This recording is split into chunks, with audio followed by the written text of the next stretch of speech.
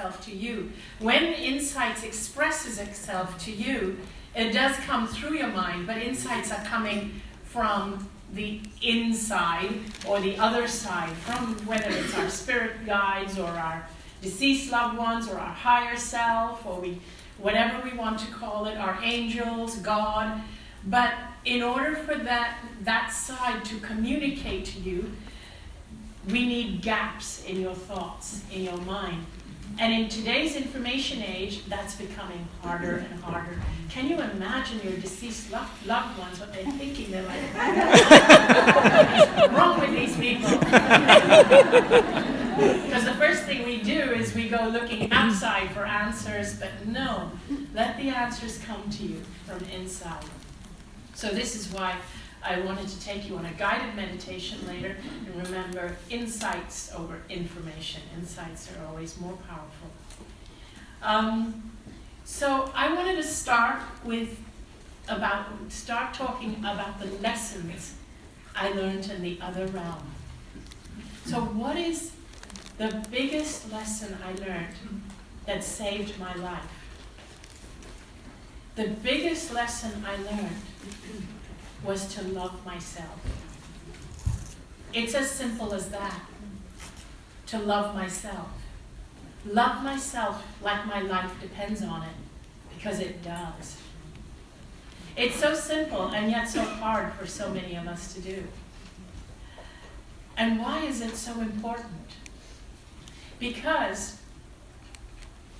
the lack of love, or the absence of love, that space when you don't fill it with love, that absence of love is fear. We think fear is a thing in and of itself, but it isn't. Fear only exists where there is no love. We create fear by removing love. We're born knowing that we are loved. We come from love. We return back to love. But something along the way here makes us forget who we are. Who we are is love. When we are without these physical bodies, we are love. We are pure love, because our pure essence is pure love. It's pure God. Why is it so important to remember to love ourselves, or remember that we are love? It's important because when you don't love yourself, you don't allow yourself to express who you are. When you don't love yourself, you believe that everybody else is better than you. Everybody else is more important than you. Everybody else's message is better than yours. That was me. That was who I am. I would make myself small so others could be big. I would dim my light so others could shine. That was me. I would say yes when I meant no. It was easier to disappoint myself than it was to disappoint other people. When I was in the other realm, and when I realized that I was pure essence, I was a facet of God, that's when I understood that if I don't love myself, then I don't allow myself to express who I am. What I'm doing is I am not allowing a facet of God to express itself through me. I am denying that facet of God from expressing itself through me here in this life. I have come here to allow that facet of God to express itself, and yet I am denying it. And what right do we have to deny that facet of God or consciousness to express itself through us? We don't have the right to do that. You don't have the right not to love yourself because you are an expression of God. You don't have the right to do that. And we get taught from a young age, love your neighbor as yourself. What happens when you don't love yourself? It doesn't work, does it? Maybe that's why our world is in such a mess. So, when I had come out of the coma, and I started healing. About 5 or 6 days after I'd come out of the coma, I was moved from the intensive care unit to a regular room. And I remember a nurse coming up to me and saying, it's time for me to start learning to walk again, because my legs were now starting to build up strength, but she said, you have to start walking and using your legs. So she helped me out of my bed, and she was holding me with one arm, and I was holding the IV stand with the other arm, with my other hand, and we were walking across the room. And she said, okay, is there anywhere you want to go in the hospital, anywhere we can walk to? And I was walking slowly. And I said to her, you know what? I haven't looked at myself in the mirror for ages, like really weeks. So I said, would you take me to the bathroom so I can look in the mirror? She said, sure. She took me to the bathroom, and I looked in the mirror, and I got a shock, because I really hadn't seen myself in a long time. And what I saw in the mirror, the person I saw, was so different from how I remembered I looked, because I was so thin and gaunt that my cheeks were completely sunken into my face. They were like almost hollow. And my eyes looked like they were too big for my head or my face. They looked like they were bulging out. And my hair had come out in big clumps. There was like all these bald patches. And I had these open skin lesions on my neck, and I was like really seeing them properly, although part of them were bandaged up. But I looked at myself, and I started crying, because I felt I had done this to myself. Now, I'm not saying that it's anyone's fault if they have cancer or have had cancer or any illness. It's not their fault. It's not your fault if you're dealing with an illness. But yet what I felt looking at myself in the mirror, because I understood why I had had cancer, I felt that I had spent a lifetime of treating myself like a doormat, of making myself small, of always putting other people's problems before mine, and believing that everybody's problems were more important than mine, believing that I was not worthy, believing that I didn't matter, believing that I wasn't good enough, that I had to always try harder, work harder.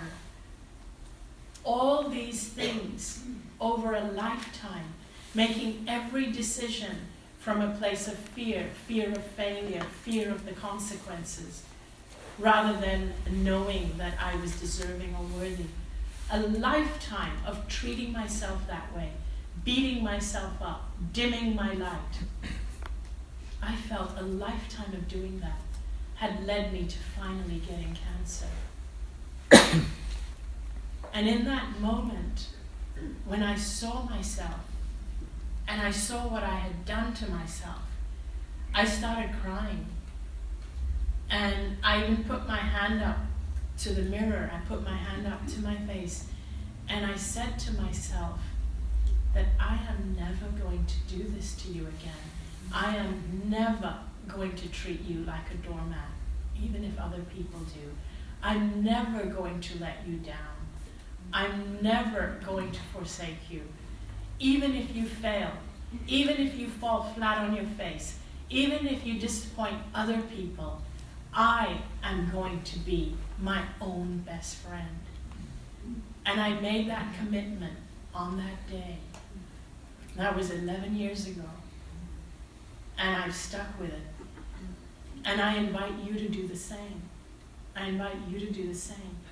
Make that same commitment to yourself from today, from this moment on. The least you can do is to be your own best friend. Your own best friend. Most of us treat our friends better, way better than we treat ourselves. And think about it, the way you've been treating yourself if you were your best friend, you would have got rid of that friend.